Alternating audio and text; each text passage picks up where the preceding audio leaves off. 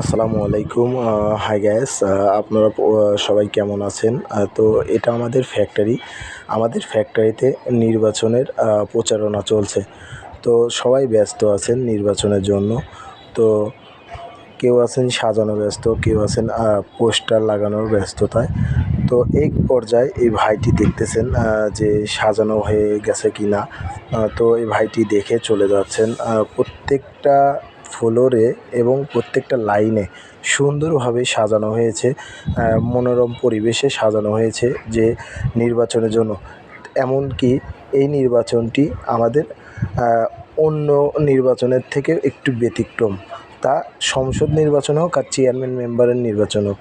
তো এটা আমাদের ফ্যাক্টরি, অনেক সুন্দরভাবে আমাদের ফ্লোরটি সাজানো হয়েছে।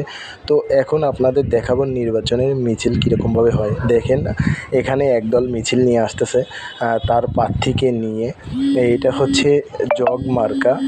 দেখা যাচ্ছে জগ মার্কার প্রার্থী খুব আনন্দের সাথে তারা মিছিল করছেন, গানে নেচে সবাই একটি অন্যরকম পরিবেশ তারা তাদের প্রার্থীকে সমর্থন দিচ্ছেন।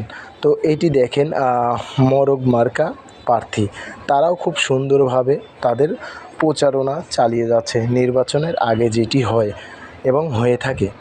তো এখানেও অনেক গান বাজনা হচ্ছেন, নাচ গান হচ্ছেন। তো ওনার প্রার্থীকে আনন্দ দিতেছেন এবং সমর্থকদের আনন্দ দিতেছেন একটি ভোটের জন্য। একটি ভোট অনেক মূল্যবান। তো আপনারা দেখবেন আরও প্রার্থী আছে এখানে, তারাও আসবেন তাদের সমর্থকদের নিয়ে। তো অনেক বড় একটি লম্বা মিছিল দেখা যাচ্ছে, হয়তোবা 100-200 লোক আছে এখানে। তো ওনারা মিছিলে অংশগ্রহণ করেছেন। তো আমরা দেখতে থাকব।